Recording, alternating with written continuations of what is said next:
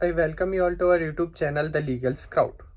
I am Jagbir दैया और आज की इस वीडियो में हम बात करेंगे एक ऐसे पर्सन के बारे में जिसने खुद तो कोई क्रिमिनल एक्ट नहीं किया, खुद तो कोई क्राइम नहीं किया, पर उसने किसी दूसरे पर्सन को प्रोवोक कर दिया, एनकरेज कर दिया, कोई एड प्रोवाइड कर दी दूसरे पर्सन को उस क्राइम को कमिट करने में।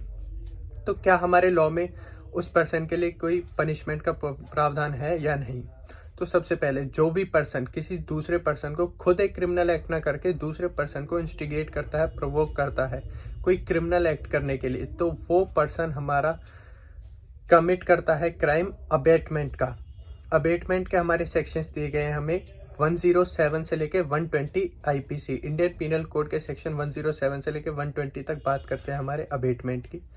तो अबेटमेंट होता है जब कभी भी एक पर्सन ए पर्सन है और एक बी पर्सन है, ए ने बी को बहकावे में लाकर उत्साहित किया, ये अर्ज किया कि वो सी का मर्डर कर दे।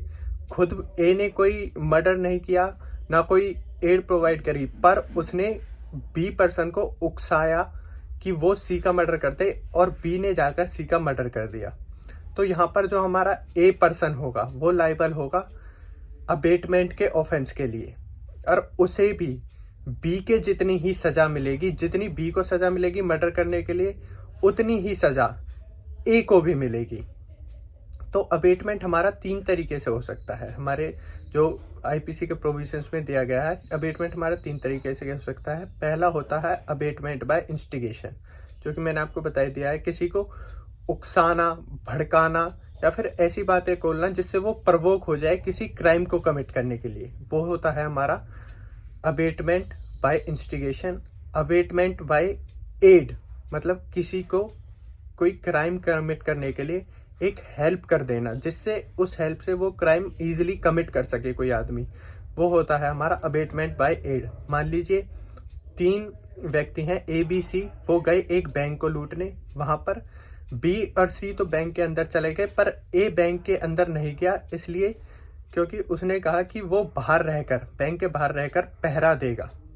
ए बैंक के बाहर रहकर पहरा देगा और बी सी अंदर जाके लूट करेंगे। तो यहाँ पर ए ने एक एड प्रोवाइड करी उस चोरी को करने के लिए, हालांकि ए अंदर नहीं गया चोरी करने के लिए, बस वो बाहर खड़ा रह के पहरा दे देगा। तो ये हो जाएगा हमारा अबेटमेंट बाय एड।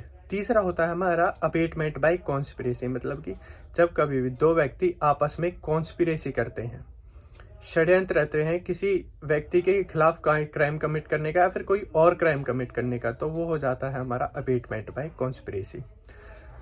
तो समझिए अबेटमेंट की पनिशमेंट क्या होगी। अगर एक पर्सन ने जो अबेटमेंट करवा रहा है, वो पर्सन वो ऐसे ऑफेंस के लिए करवा रहा है जो कि एक कॉग्निजेबल ऑफेंस है, संज्ञेय अपराध है, जिसकी सजा का प्रावधान हत्या, इम्प्रिजनमेंट ऑफ लाइफ है। अगर वो ऑफेंस कमिट हो जाता है तो उस पर्सन को जिसने अबेटमेंट करवाई, उस पर्सन को भी सेम ही सजा मिलेगी, जितनी सजा उस ऑफेंस करने में मिलेगी उतनी ही सजा उस अबेटमेंट में। मान लीजिए अगर वो ऑफेंस नहीं कमिट हो पाया, यानी कि ए ने बी को भेजा सी की हत्या करने के लिए, पर बी सी की हत्या नहीं कर पाया, तो यहाँ पर ए लायबल होगा अटेम्प्ट टू अबेटमेंट के लिए, और ए की सजा होगी 7 साल तक की इम्प्रिजनमेंट या फिर फाइन। और अगर ए ने बी को भेजा था सी की हत्या करने के लिए, पर बी सी की हत्या नहीं कर पाया, पर हत्या ना कर पाने की जगह उसने सी पर्सन को हर्ट कर दिया, इंजरी दे दी कोई बॉडी पे, तो यहाँ पर ए पर्सन की लायबिलिटी होगी, ए पर्सन को पनिशमेंट मिलेगी 14 ईयर्स तक की इम्प्रिजनमेंट, यानी कि 14 साल तक का कारावास और fine. Thank you so much. ऐसी और वीडियोस के लिए, ऐसी और जानकारी के लिए हमारे चैनल को सब्सक्राइब करें, हमसे जुड़े। आपका बहुत बहुत धन्यवाद।